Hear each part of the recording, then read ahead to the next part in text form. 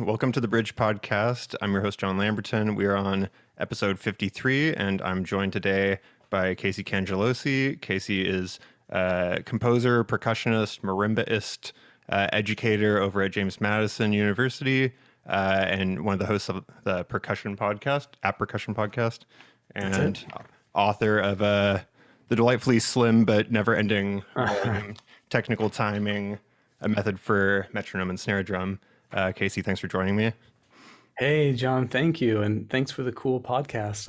I've been listening and I'm going to keep listening. It's really good. That's wonderful to hear. So you probably know I start these interviews off basically just with the icebreaker of asking if you have coffee preferences. I see you have a thermos, but can you tell us who you really are via your coffee preferences? I think, my answer is probably not too interesting. I feel like I'm probably a quantity over quality kind of person, and coffee is great, and I think any coffee is great. Cheap coffee is great, and nice coffee is great, and that's easy for me because that means I just get a drink and buy cheap coffee. I think one thing I'll tell you, I think coffee is really good as a analogy to explain some of the weird stuff you listen to. and I listen to too. I mean, a lot of times, of course, I'm a teacher, like you mentioned, and sometimes if you're trying to introduce something new, like say I've heard you mention some non-caro on the show before. If you're trying to introduce something like that, and you have a young student who maybe is kind of like, what's the deal here? Then of course you get into a conversation about acquired tastes. And I think coffee is a really good analogy for like a acquired taste, of course you probably don't like black coffee right away, but most coffee drinkers who've been drinking it a long time, they, learn to like black coffee, and it's kind of like a heavier like to an acquired taste than something you like right away, Totally, yeah. I guess non-caro is kind of the musical coffee and its challengingness versus like musical sugar. Exactly. At the end of the day, it's not that rewarding. Yeah. When you say quantity, I'm curious what you mean. And I used to be a big quality guy. I worked in the coffee industry for a while, but I am very much a quantity guy now. I think it just means I've got my Maxwell House and like that's fine, or I've got my Folgers, and I also think I've encountered enough coffee snobs in my life that I just kind of go like, ooh, there's a certain pride to drinking like cheap bad coffee and liking it, and it's sort of like the guy on Pulp Fiction. They say the tough guy comes to the house, and from the mafia, and they're like, how do you like your coffee? And he just says lots of cream, lots of sugar. It's like he's not trying to be tough. He's not trying to say, well, I only like the hardest, strongest black coffee. It's like, no. It sort of feels like that. Do you feel like, like I know that you're very interested in like your internal clock. Do you feel like it's modulated at all by your coffee consumption? Does it make it more accurate, more enthusiastic? Does it make you rush time-wise? I think, I've just heard friends, and actually just recently, like some friends and colleagues who've said quitting coffee was a great thing, and they had no idea how much it was affecting them until they quit. And I've also heard people say the best thing about quitting coffee is getting back on coffee. It's worth quitting just to get back on. So I don't know. I've drank it for such a long time. It would be really interesting to see. Yeah, like, do I no longer wake up at 3 a.m. and like kind of lay awake for a while? Like, if I quit coffee, would that go away? And it sounds like from what people say, the answer is it probably would. Interesting. I took a few days off, like 2 months ago, and it was something I will never do again. But yeah. So to, I guess, get into like some percussion stuff, we're both composers. I'm a guitarist, but as a percussionist, you're also like you have quite the facility on marimba, which is still a percussion instrument, and so there's like this question about what exactly is percussion, that I think I know a basic answer of, but like to just be a little philosophical about it. On one level, it's about using some sort of implement to excite a sound. So one side is that using a tool, but then another is like kind of the indeterminacy of pitch. And I'm curious how you think about it or how you sort of define it and how those interact. Yeah, it's a cool question, and it's yeah, something of course students are very curious about. You know, like you go talk to some really young students, you know, elementary school class or something, and they just want to know like, so how many percussion instruments are there? And if a piano is hitting strings, well, isn't it a percussion instrument? And how come the percussionists are playing air horns in the background? That's not percussion. They're not percussing. Why don't they give those to the woodwinds? That's it's wind related. You know, it's like Mhm. those are all like really fair points. So I think when you get into like the professional meaning of a percussionist, it probably has more to do with their role, you Mm. know, and like their role in the ensemble and like their job. And I teach percussion literature class here, and something we explore, just kind of common thread through the whole class, is like, yeah, how did we kind of get to the stage we're in now? And one of those things, like speaking of an air horn, it's like, yeah, in like the silent film era, we percussionists had a little briefcase they brought around with all their sound effects. So like sound effects became a big part of it. And so it just kind of defined our role, or at least part of our role, because a lot of instruments like you mentioned marimba or snare drum or say drum set, I mean, it takes a lot of refinement, and it's not uncommon nowadays at all to find someone who is just a drum set specialist, right? Like Hmm. most drummers on the planet that we know of, that's what they do, and it's becoming more and more common to find someone who's just a marimbist. And of course, jazz vibraphonist has been around, I think, even longer, and is more common. So it's like percussion is getting more and more specialized as we go along. You know, like we would never impose that um, level of knowledge and just say like, oh, I'm a string specialist. I play harp, violin, cello, guitar, like all of those have already been defined and really carved out through history as their own specialty. And percussion is still working on that. And of course, I don't think every percussion instrument, like I don't think there'll ever be triangle specialists. You know, I don't think there'll be Hmm. triangle virtuosos. I mean, if anything, that's kind of an internet meme and a joke. But I think the role of a percussionist, you know, someone who, yes, they can play triangle, yes, they can play snare drum, they can play a little drum set, they can play a little vibes.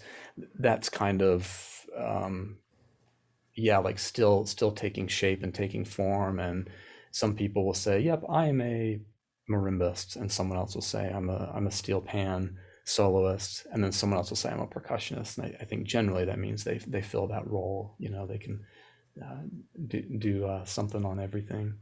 Gotcha.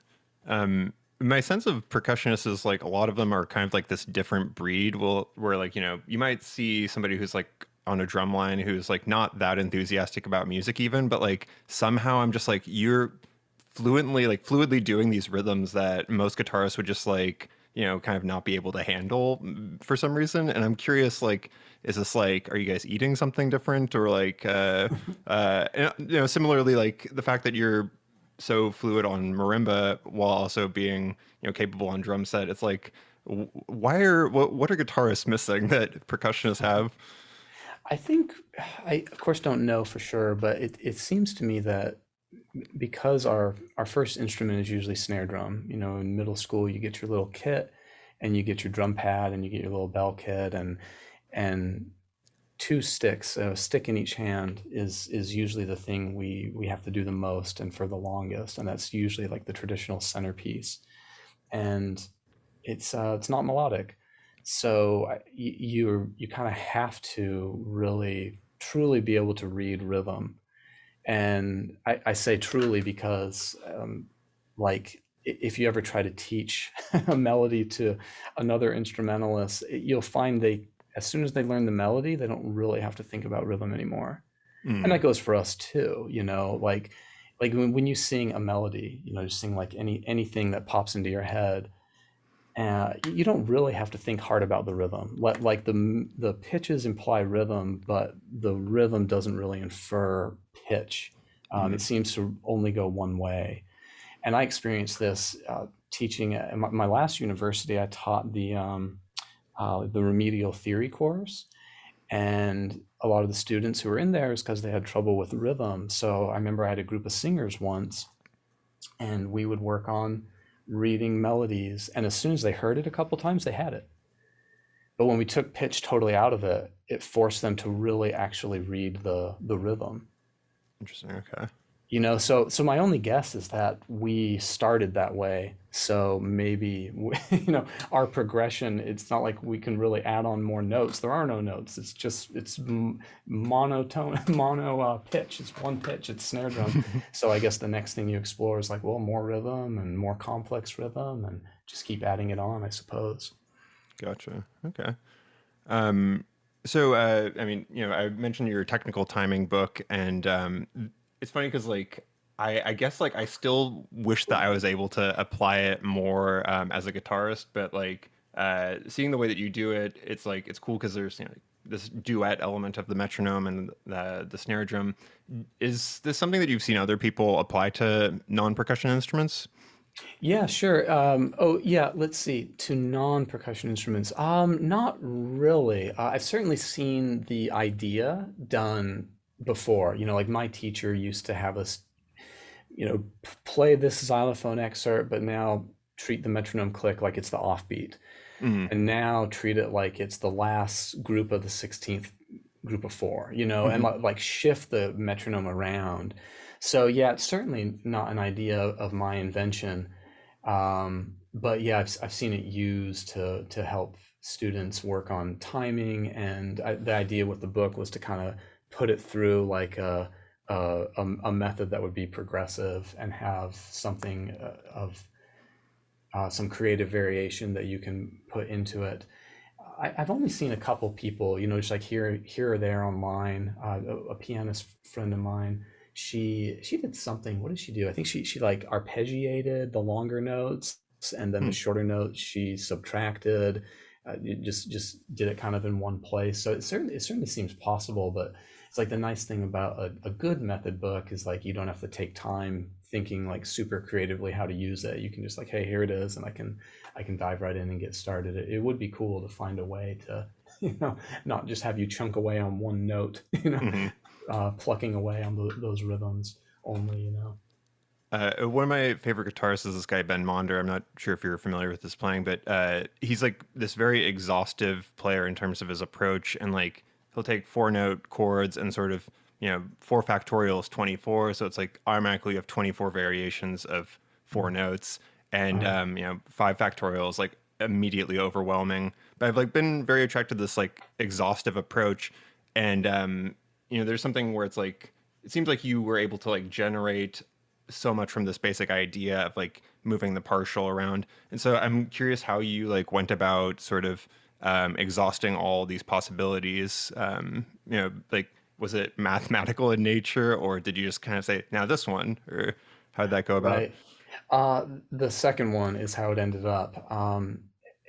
The the problem with having like a system, so to like guarantee you're going to go through every possible iteration, for instance, the thing I've found that's an issue is that you can't make a gradient of difficulty. Like if you want it to be step A and then a little harder, then a little harder, and then step B, if you want it to progress in a nice curve, you kind of have to control it a little more. There's a great book, like every drummer on the planet knows, called Stick Control, and it is pretty systematic how like the first two pages are laid out on their, make sure you get every possible sticking combination, and it's great. There's like nothing wrong with it at all. However, like number one, oh yeah, piece of cake. Number two, piece of cake. Three, four, five, and then when you get to number six, it's this inverted paradiddle thing, which is just a sticking pattern. It's suddenly like much harder than what's going to come right after it. So in order to put it in a gradient that's going to be easy to difficult, you have to kind of reshuffle and reformat.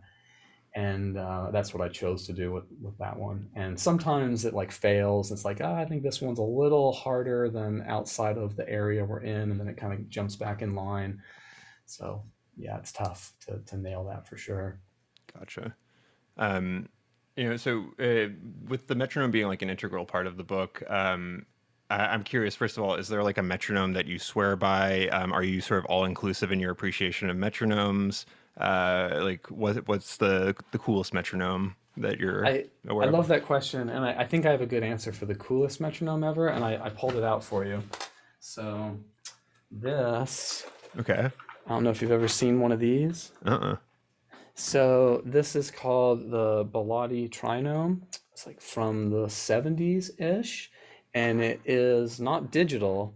It is completely mechanical. It does plug in, and how it works is I actually wrote a piece for this thing, and it turns out a lot of musicians do have them, but they unfortunately don't make it anymore. So you turn the power on, and you can kind of hear it's just rotating. It's not on right now, but there's a gear rotating inside, and there's three levers in the front, and they're numbered 1 through 8. So if I click the first lever in the number 1 position, it'll start to ding. Make sure this is by my microphone. And then if I click the second lever, we'll say in the number 2 position, it's going to do 2 against 1, right? Okay. So for every 1 bell, you're hearing 2 clicks, right? And then as you can imagine, if I click the 3, we're going to hear 2 against 3 and a big bell.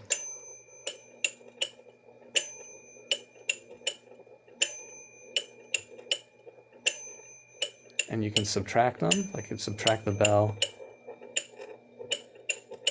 So I just put the number 1 lever down, and you can put these anywhere you want. So I could put like let's do 7 against 5 against 3.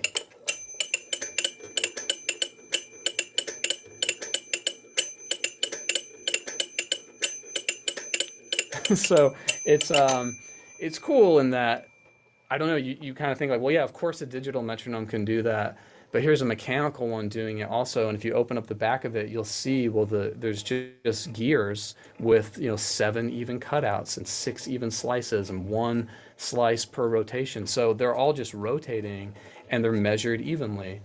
And so you can end up getting all those interesting polyrhythms just from like natural measurements. It's like completely analog, and it does that. So that's Interesting. my favorite metronome.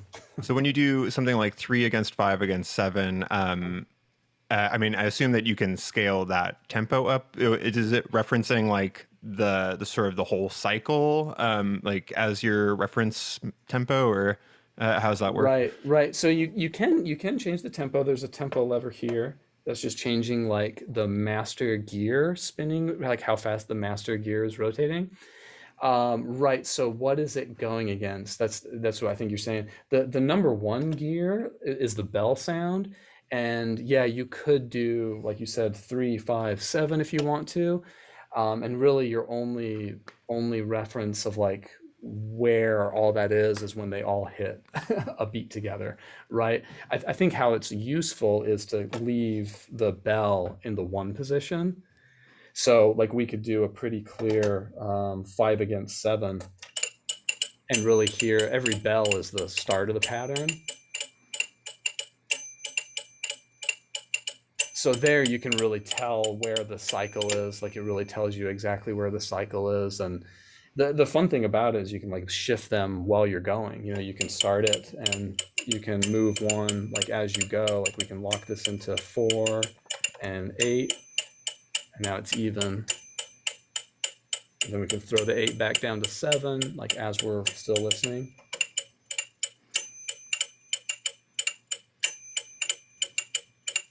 So kind of interesting. Very cool. Nice. So that's the coolest one. Is there anything else in your collection that's like particularly special? Probably not like that. I've got lots of pendulum metronomes. I've written pieces for pendulum metronomes. I actually recorded my own version of Ligeti's symphonic poem for 100 metronomes. I saw that. You saw that? Yeah, that was just with one of my pendulum metronomes, and I literally recorded it unwinding, just right over there on my shelf, 100 times, and then spliced the whole thing together with 100 recordings. So I have a few of those, but that's really it. Otherwise, I pull out my phone like everyone else. Gotcha. Now, I mean, I guess question A, is a metronome a percussion instrument, and B, is a drum machine a percussion instrument? Right. Or is that Yeah. like a kind of particular definition that isn't worth exploring? I'm not sure. Yeah, I think it kind of falls in that territory of like, is a piano a percussion instrument? It's like, well, yeah, I mean, stuff's being hit, but you don't expect a percussionist to be able to play a Chopin piano concerto. So it's like, yeah, like when we talk about percussion just out in the world and not in the field, sure, it's of course it's technically a percussion instrument. I mean, a doctor listens for fluid in your lung by percussing on your chest and your back. But then when you get into the field, it's like, well, it's the definition's probably not quite that cut and dry. I mean, just like we say random in the real world, but every time I say random, in front of my dad, who's a mathematician, he's just like, well, it's not really random. It's like, yeah, real random to mathematicians is not what it means to all of the rest of us. So it's fun that way. Do you feel like your dad being a mathematician has influenced your percussion? Like I'm somebody who like regularly tries to use stochastic processes in composition, and I it's know. very bastardized, but like Yeah, yeah. yeah. I'm sure he has. I mean, I think he's influenced me in many more ways, just like a dad does. But yeah, I think, my sister is also a mathematician. So I think growing up just around that and hearing it, yeah, I mean, it certainly has influence for sure. I know like hearing what they talk about, how they talk about mathematics, um, it's really led me to believe, and maybe gets frustrated sometimes with how musicians love talking about how mathematical music is. It's like, well, of course it is, but we're really just talking about arithmetic in general. Like everything I Hmm. just showed you, it's like, yeah, it's just arithmetic. It's not what's best about math. And it's also, of course it's mathematical, but what isn't? Like Right. everything True. kind of is. If it exists in the physical world, it's deeply mathematical. So I think it's led me to that opinion, of course. But Gotcha. That's a good yeah, take. but it's positive. I mean, it's only been like interesting and inspiring and helpful to think about. And I think if anything, it's like, oh, hearing about this concept over here, it just inspires me to do my own thing, even if they're not even remotely related. Hmm. Seeing that metronome makes me think of sort of the pedantic question that I sent you. That is totally like I'm being just pedantic and selfish in asking this, but so I came across like double dotted notes for the first time. Like I've seen them, before in my life, but like it's never really been so relevant or like commonly used. I've had to like internalize or retain what it means, and Hmm. so I was thinking how dotted durations, being essentially like 50% longer, it's akin to making, a quarter note into a quarter note triplet where it's like it's 50% faster. It's not 50% shorter, but 50% faster. So there's like Hmm. this reflected quality. So like if you were to reflect those sort of like, five, like division of five or division of seven things like the metronome, but so it's a multiple, it's as if the double dotted is kind of like a reflection of the seven, the way the dotted is a reflection of the three. So why don't we have anything like that for five? And I ask this because I feel like it's literally a huge opportunity missed in terms of notational utility. Like if you have a Yeah, measure of 5/8, how do you fill it with one instance? um, let's see. It's funny you said five because it made me immediately think of, have you seen George Crumb dotted notes, double dots? Uh-uh.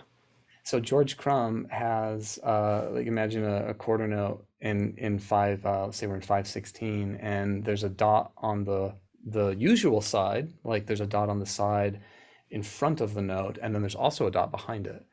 Interesting. And Okay. yeah, so if you Google Crumb double dotted note, or George Crumb dots, you'll find these durations, and all it means is, let's see, so a Crumb dotted quarter note would be 5/16 notes. Interesting. Okay. That Yeah, solves my and it problem.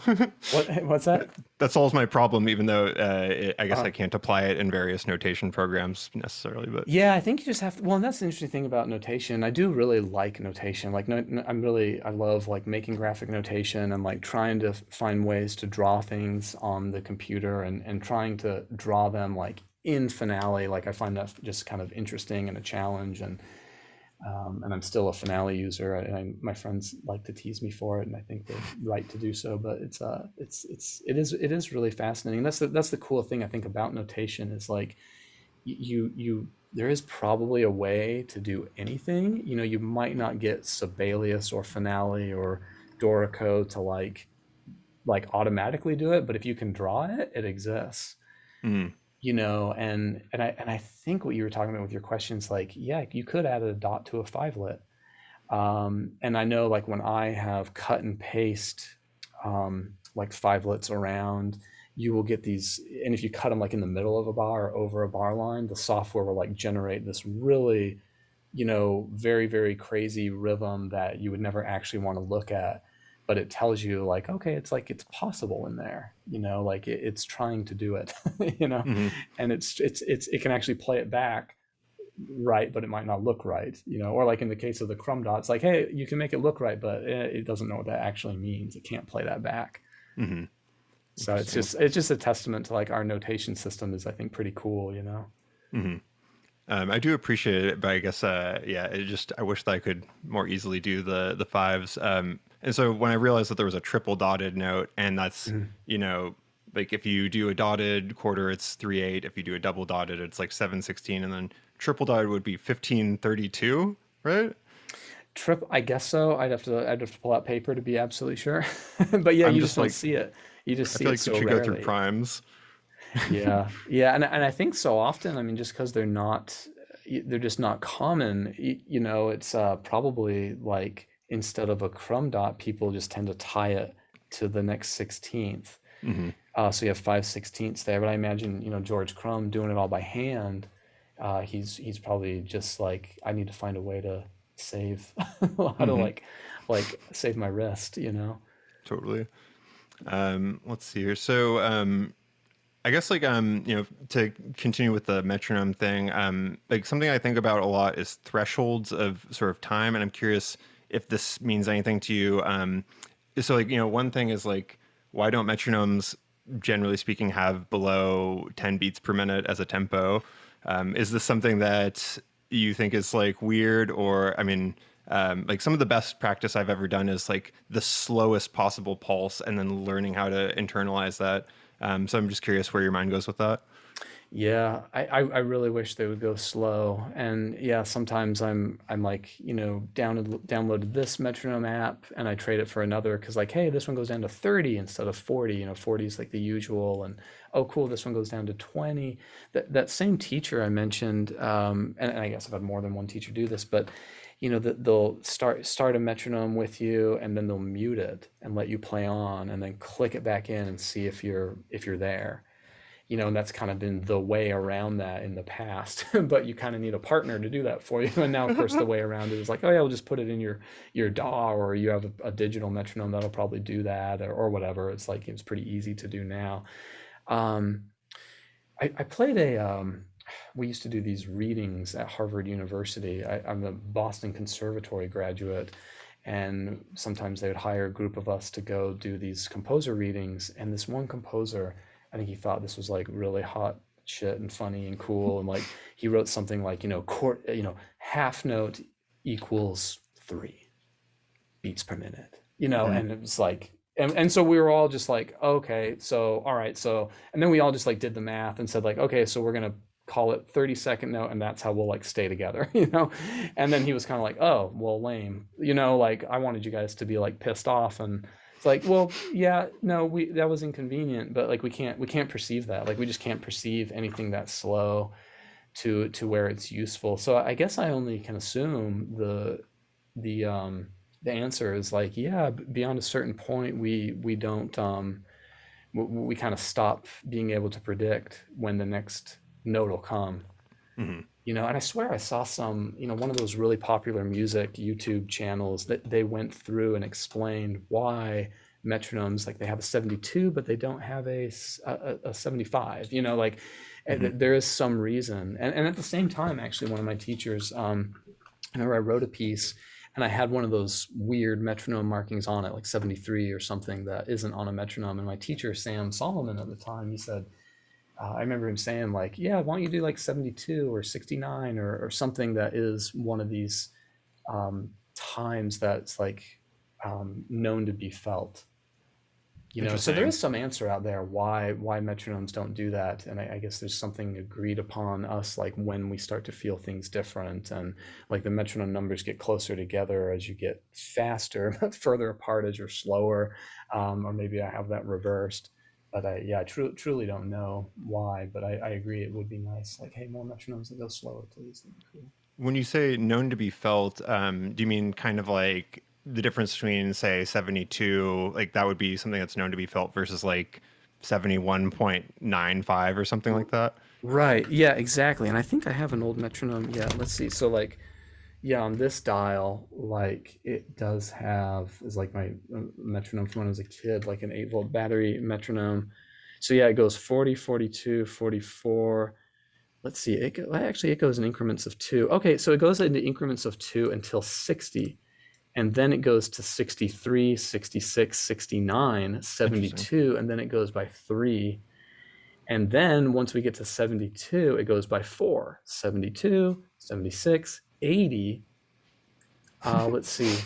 And then it moves to 6. So I said it backwards. As you get faster, they become wider because you don't perceive those smaller differences as quickly. So once we get to 96, it goes 96 to 100. So now it's going by 4, 100, 104. I'm guessing it's going to jump again. Yeah, so now we get to 120 and it skips at 6. Huh. Yeah, Interesting. this is news to me too. I have never bothered to notice this. Once we get to 152, it goes to 8. This makes me think of those the people who think that 440 hertz is like out of tune, even though it's like kind of arbitrary. And 432 is when like you have healing frequencies that nourish your soul and this type of thing. Uh-huh. I don't know, I saw a video from Adam Neely where he was saying like any sort of tempo with a decimal point in it is quote trash.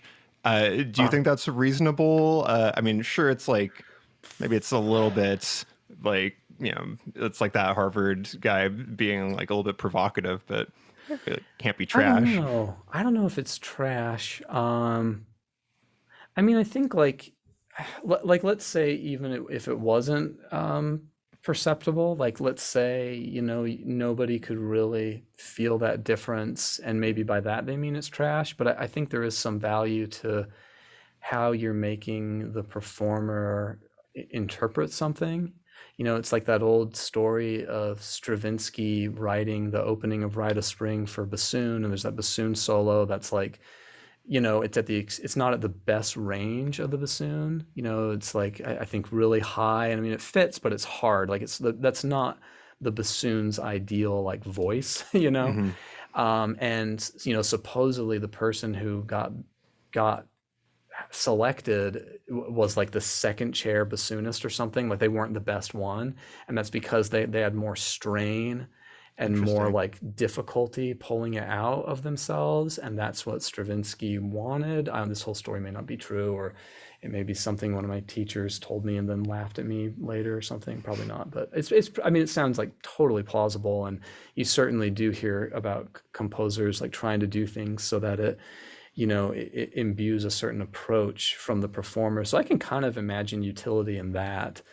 Like if the decimal was changing and you had to go from 60 to 62.5 back to 62, like, and you had to do that every bar or something, like there would be this really nervous energy, at least out of me. I mean, I know that would pull a nervous energy out of me that like, you know, as long as I was being genuine and like trying to do what the composer wanted. So I don't know. Yeah, I don't know if it's I would call any of that trash. It's probably just depends on what you do with it. That's interesting to like sort of compose in the like to say I want to hear some struggle in this. I'm going to compose in the struggle.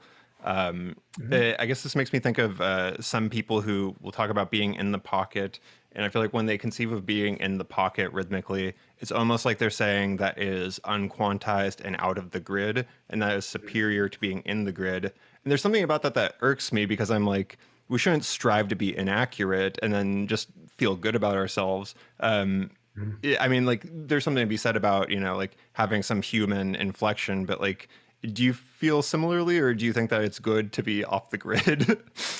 Yeah, right. Yeah, I guess there's a place and a time, for all of it. I feel like it's what's really important, especially when you're with people, is just like you got to be able to hang. Like we always called it that. Like, can this Hmm. person just like gel? And when the let's say singer, because they have the worst time in that ensemble. Let's say when they shift a little, like you can go with them, and or you don't like oddly like jump with them or jump back with them. You like let time stretch and let them kind of weave in and out, and you're just able to hang. And I think people, I know I've experienced colleagues over the years, like fellow students in particular, I'm thinking of, um, back when they just wanted to be metronomically perfect, and some of them were, like they're sitting there playing their drum pad, these like really slow notes at 40 beats per minute, and you walk in, you say like, "Oh, hey, how's it going? What are you working on?" "Oh, yeah, I'm just doing my um, I'm doing my Joe Morello table of time," is what we call it, and I just see them playing these slow notes, and then they stop, and I hear a metronome. Like, wow, they were like really burying the metronome so much that I didn't even hear it. Like I didn't even notice there was a metronome on, Mm. which had a very different timbre than the drum pad they were playing. Like, wow, that's really really good time. But yet that same person maybe can't hang, in an ensemble when someone else doesn't have perfect time. So I don't know. Hmm. It's like, again, I think there's a time where it's really convenient and a time where it's you probably want to be able to turn that off. Gotcha. Um, I guess like in terms of the threshold thing, this makes me think of like I mentioned that I try to avoid composing with any duration smaller than 100 milliseconds. And like similarly, if you're playing at 3 beats per minute, that's essentially saying there's a pulse every 20 seconds. So Mhm. do you like is that part of how you think when you like when one shifts between thinking about something as a rate of sort of like a relative rate to a duration that's absolute? I don't I don't know that I've ever I don't know that I've ever put those kind of parameters on myself. I think there's I guess again, like, time and a place comment Hmm. would apply, you know. Um, yeah, yeah, I don't know. I don't know if I compose quite that methodically. I probably should. I think it would help to have more. I mean, usually when I do impose some kind of methodical thing, it helps compose, Hmm. But I usually don't. I don't know, but yet I think it's really really interesting. Like I really liked the algorithmic metal project you showed me. I thought that was really cool. I don't know if that had that type of compositional technique in it, but it definitely gave me that sense that there are like probably these like long overlapping, sort of like a Tool song. Like there's like, oh yeah, there's like a long cycle going on. Imagine yours are probably longer than Tool's. I mean, the main thing is I try to have the final product be an exact time. So like with the thing I sent you, I was like, the whole album is going to be exactly 30 minutes. What I do in that span of time, but it's going to be a crisp 30 minutes. It's cool. Um, It's cool. uh, so in terms of like practicing just that type of stuff, in the app percussion podcast you mentioned, I think it was you. I wasn't looking, but I think it was your voice. Somebody said like as you get older, your body begins to hurt, and like practice isn't as enticing. And I feel like I'm beginning to feel that way myself. And so I'm curious. Is there like anything you do to be able to physically maintain your ability to practice and play, whether that's sort of like postural or just like, something like that? Like, how do you stay fit? It seems like it seems like the things they always told you to do, like warm up and like do like careful stretches, and don't go a week without playing at all, and then like think you can do a 6 hour block. Like you need to like work yourself up to that, and I mean, what we're doing is athletic. You know, you would never see an athlete like cramming all their practice in before the game. Like, well, your Hmm. body would just break. Like, and our bodies don't develop like that. You know, you can't get your body working on a any time but its own. So it seems like as we get older, like all those precautions and warm ups are just like more important, you know, and then they're maybe even more important, not to just not only not hurt yourself, but just to like feel good playing, you know. Gotcha. So that's probably the only advice I could give. I mean, do you do any like, sort of non-musical exercise or anything to make sure that you are capable or?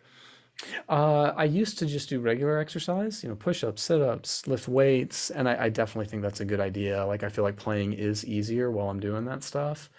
So yeah, it's certainly a good idea. You know, of course you want to do all that with the same kind of caution and care for your body because yeah, again, you go in there and say like, oh yeah, I haven't worked out in months, so I'm just gonna go hit it for like 3 hours. Like, well, you probably gotta be really careful doing that, you know.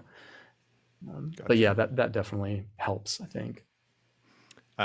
So, I'm a big fan of your technical timing book, and you mentioned your shape lessons as well. I didn't realize that was a book yet, but those are very cool. And like, I'm honestly just too intimidated to even dive into that type of thing because I see them on your YouTube channel with the little bells, Mhm. and part of me is like, he's got to be like doing some sort of fakery. This is like too much coordination for a lowly guitarist. Sure. How do you break through that sort of initial difficulty of coordinating so many limbs so precisely? Because like I guess like for me, I have to synchronize the left and right hand to do just one task, and you Mhm. have two independent tasks going, and maybe you're seeing it as like a combined task, but I'm just like, how do you do that? Right. Well, I think it's back to like how are you going to organize the challenge and what I mentioned about like are you going to use a system of organization that's going to give you every possible variation and be like truly completely exhaustive, or are you going to kind of play it by feel and try to make like a nice even gradient of from easy to difficult happening? And I think that was even more important with this book than it was with technical timing. So yeah, this one I definitely had to play by ear and really try to feel out. I think this should come first, then I think it should go here, and then I probably want to go here. And then I thought like, no, that's too big of a gap. We need to fill that gap with some easier ones. And yeah, it felt like a really big organizational shuffle. So I think like you know a good practice method is like let's say you're trying to do like a what would be a good one like a triangle in one hand and a square in another, and that's pretty advanced, like that's pretty up there. Hmm. And I think the place where you're making it one task in your body is just in your head. Like, because I'm looking at myself right here on the Zoom, my camera, and I can just like, okay, like there I'm drawing a triangle, and here I'm drawing a square, and I'm just going to try to keep track of the visual aid. And of course, when you feel your hand doing one thing that you don't want it to do, you just have to like with any kind of practice, like, okay, I'm just gonna like slow down. I'm gonna take rhythm completely out of it. And I'm gonna start together and I'm gonna go to the next position. And then when I'm ready, I'm gonna go to the next position. And then I'm gonna think about where it's going next. My left hand has to go this way, my right hand has to go straight up, and then I'm gonna do those together. And then I'm gonna do the next one, and then the next one, and the next one, and just like take time completely out of the equation and go at your own Interesting. pace and do it like completely arrhythmically, and that seems to work. That's daunting, honestly. Uh, I mean, so with a lot of that stuff, it seems like the different shapes have sort of like different rhythms that then don't line up. So I mean, like, or am I making that up? Where it's like, maybe it's like quarter note, quarter note, quarter note, and then over here it's like it's gonna be something else altogether. Maybe it's like down to eighth note specificity. Is that true? Or? Right, right. Yeah, so like yeah, like they're both doing like say quarters, but then one of them has an eighth note. So it makes the pattern, you know, shift off, and you have to do one pattern together with the beats landing exactly together, and then one exactly with off beats, and then it will recycle and it'll meet itself again. Yeah, that's definitely tricky. And one thing I really had to balance with the book is not making those rhythms too complicated, because I kind of thought like, well, as soon as you make it too hard, you can't really use the visual aid anymore. You have to like suddenly pull out your pen and paper and like really figure out what you're doing. And I didn't want it to exceed that, because like you Mhm. could certainly invent that for yourself in those if you wanted to, but I wanted it to stay practical within the shapes you saw in front of you. And I think where it really helps for percussionists is, you may be being asked to do this really complicated rhythm, but really you're just cramming like this shape inside of this other shape within a beat, you know and really the idea came from, there's these really tricky, a couple really tricky rhythms in this multi-percussion solo that we all have to learn by Xenakis. And and like and every percussionist listening knows I'm talking about Rebond's A. And like it's something that was really kind of helpful for me as a student. Was like, wait a minute, I kind of just have to do this pattern in this hand, and I have to do that pattern, which is at a different rate, but I just need to like make sure they end together. So it's like this one's kind of a star shape and that one's kind of a circle, and they finish together. And that like made it so much easier. It's like, oh yeah, you just kind of think of the shape and try to keep steady time in each hand, and then you don't have to count like a crazy polyrhythm, because it's kind of too fast to sing. Mhm. It's too fast to sing in your head. Like you can't do one of those little phrases that helps you feel like 5 against 3 or whatever. It's like too quick for one of those to be helpful. So I found this like shape idea to be helpful. And it's certainly nothing anyone ever asked for, and it's probably like there's probably more of it than anyone really needs to ever apply. But I just thought it was interesting, and I thought it was fun living in that space and like practicing that. Do you ever, I mean, like, it seems like that type of thing would be a lot easier to, be able to parse and digest if you like actually sort of rendered the notation of what it would look like without it being in shape format. Do you ever do that, or does that defeat the purpose in some way? Yeah, I actually started the first version of it was all notated out. And so like, you'd have like this alternating pattern on two drums, and then another one like going like at a different rate over another two drums. And yeah, I don't know why I really abandoned that, and maybe it'll come back for something else. Um, but yeah, no, I can really see like utility in both of them. Like the notated version would be really, really useful. I think one of the problems was that some of the exercises just turned out to be really, really long. Like they covered pages. It's like, for this one to really unwind, it just kind of starts to feel wasteful. It's like, let's compact that into this one little thing. I feel like you'd be really good at Simon, that kids game with Yeah. the. I do remember that. Yeah. Yep. I think I actually picked that up fairly recently, um, in a Walmart for thinking about my 4-year-old. Like, I wonder if you play Simon. I think it's a little too advanced right now, but I was like, I'm actually not very good at this. I need to practice this more. So shifting gears a little bit, and this is another sort of like directed at just enriching myself. I'm curious if you have any sort of guidance or advice for prospective grad students, or like any sort of like big picture questions to help guide a prospective grad student in terms of like making sure that their education would be fruitful and that type of thing. Yeah. It's so clear. I'll say us, teachers, because I think most all my colleagues would agree with me. Like, it's so clear. You see a certain student, and you just go like, okay, they're going to be all right, because you can just tell they have that like fever and that drive, and like, gosh, even if whether they study with me or not, it doesn't matter. They're going to be fine.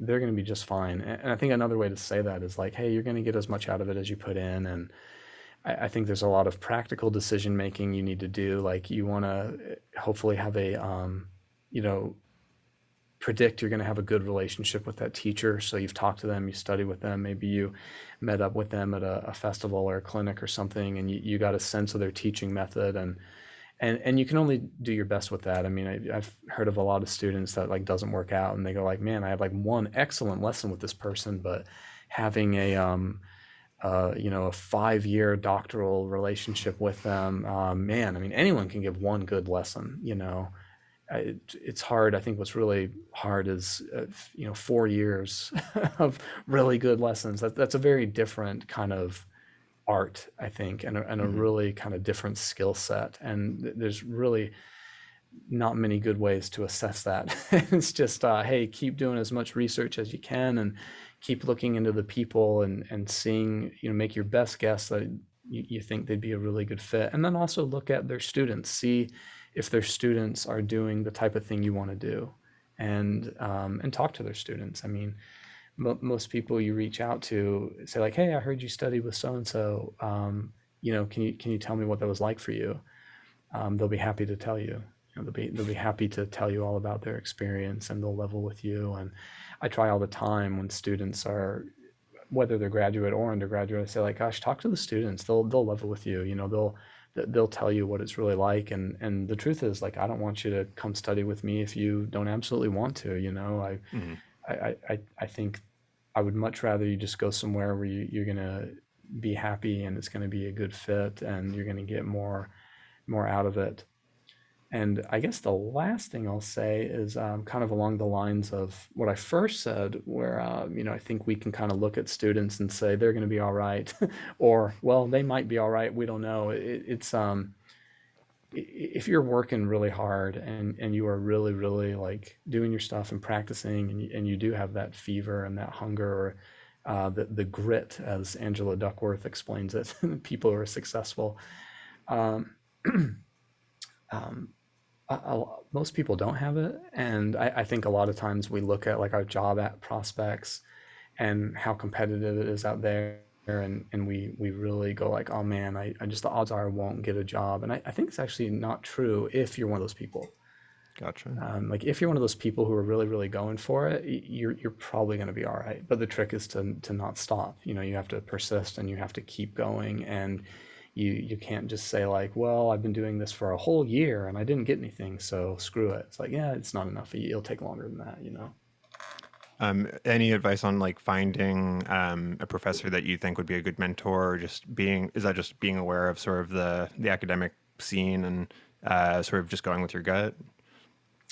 I think nowadays, I mean, I think of everyone who, like, if I had to go back and study with someone, I think, like, yeah, everyone I would be interested in studying with, I could probably find, like, one of these interviews. There's so much material out there like that now. Hmm.